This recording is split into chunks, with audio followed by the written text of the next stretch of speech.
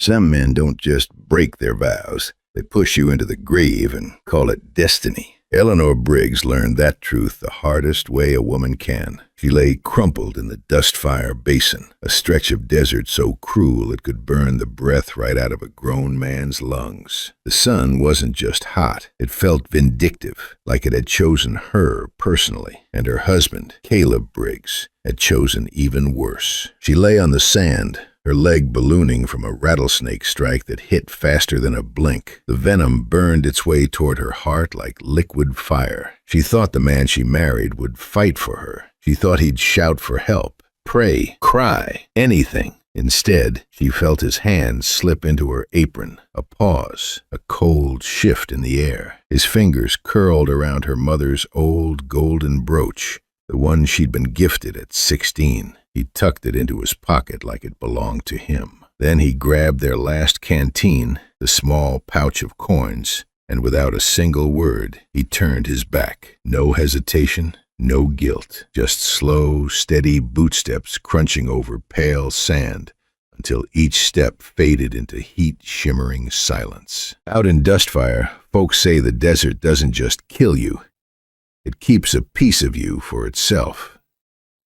The sound of Caleb leaving, that fading rhythm of boots, hurt worse than the snakebite. When the desert finally swallowed him whole, all that remained was the sting in her throat, the fire in her leg, and the awful, hollow truth. Nobody was coming, not unless God sent someone. That morning had started plain enough. Wagon wheels groaning, sun climbing early, heat pressing down like a cast-iron lid. Before noon, the wagon axle snapped clean, loud as a rifle crack, while Caleb cussed the sky and kicked the wheel. Eleanor stepped beneath a twisted mesquite tree, just a sliver of shade. That's when the rattlers struck. 2 fangs, 1 breath. Everything changed. Old-timers in the town of Dry Bluff used to say, "The desert don't take you fast. First, it watches you suffer." Now, lying there, heartbeat thundering in her ears, Eleanor finally understood what they meant. She had maybe an hour, maybe less. Her lips cracked, her vision doubled, her breath came tight and shallow. Then, a sound, hoofbeats, slow at first, like a trick of her dying mind. But they grew louder, steadier, real. A shadow crossed her face,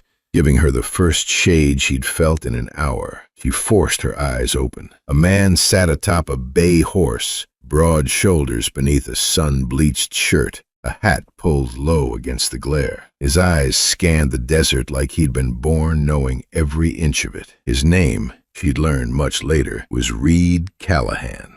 Out here, a man's name mattered less than what he did when trouble came calling. Reed swung down with the kind of ease you only get from a lifetime in the saddle. He said nothing, didn't waste time with questions. His eyes dropped to her swollen leg, saw the punctures, understood immediately. Most folks freeze at a rattler bite. Reed didn't. He pulled a long knife from his belt, cut 2 shallow slits above the bite, and lowered his head. The taste of venom and blood hit his tongue, bitter as bad whiskey, but he kept going. Spit, draw, spit again. The old frontier ways weren't guaranteed to work, but out here, you used what you had. Eleanor drifted in and out. Flashes of blue sky, leather, horse sweat, Reed's quiet voice telling her to hold on. She felt water touch her lips, the last of his canteen. When he lifted her onto the horse in front of him, she weighed no more than a sack of dry feathers. The ride back to his place was a blur. Heat, motion, hoofbeats,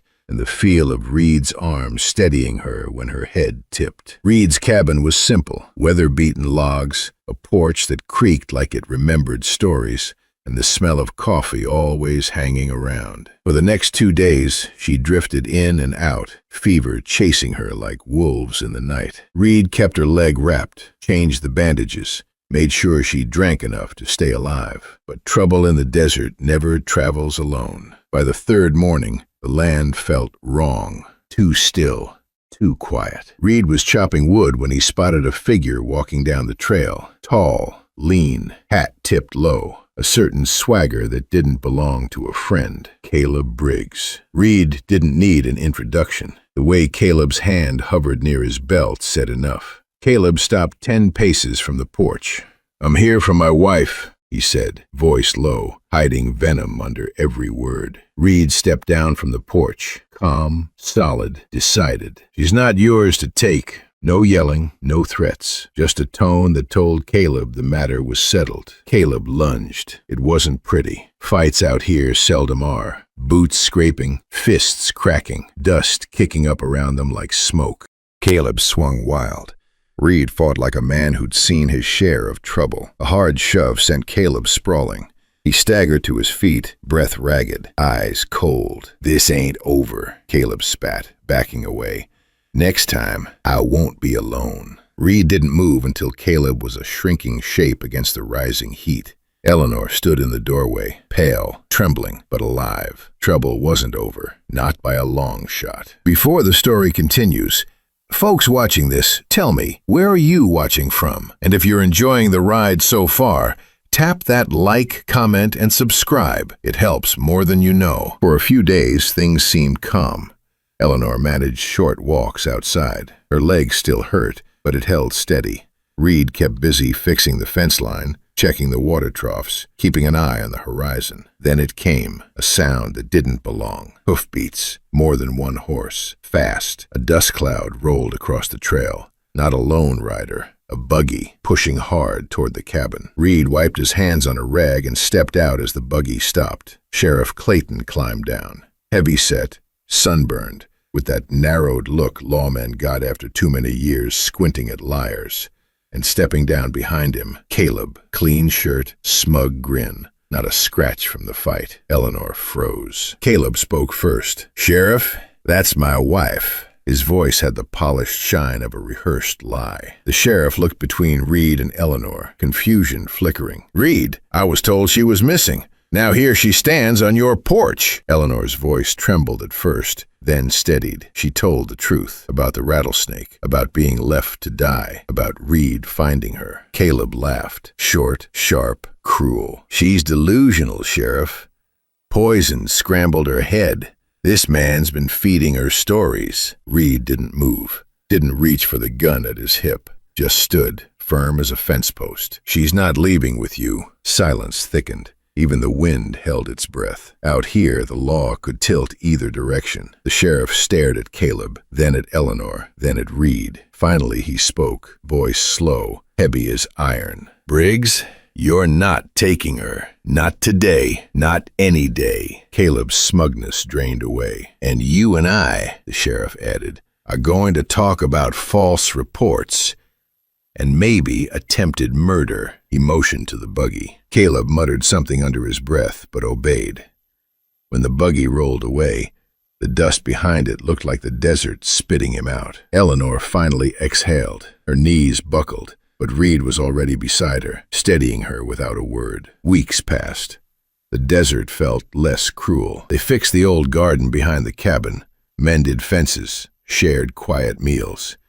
Reed had lived alone for years, the kind of solitude that settles deep, but now the silence felt warmer. Eleanor, a woman who'd been left to die under a blazing sun, began to believe in something she thought she'd lost: home. One evening, as the sky melted into gold and the first stars came out, Eleanor looked at Reed. "You saved my life," she whispered. Reed shook his head. "No, you fought for your own life. I just gave you the chance." He paused. "Out here, chances are rare. Maybe that's why they matter." Makes you think, doesn't it? How many times have we walked away from someone or something worth fighting for? How many chances do we ignore because we're afraid, stubborn, or just too worn down to see what's in front of us? If this story stirred something in you, like, comment, subscribe, and share it with a friend. And don't forget to tell me where you're watching from. I'd love to know where this story is riding out to. The West still has plenty more tales waiting in the dust. And this was only the beginning.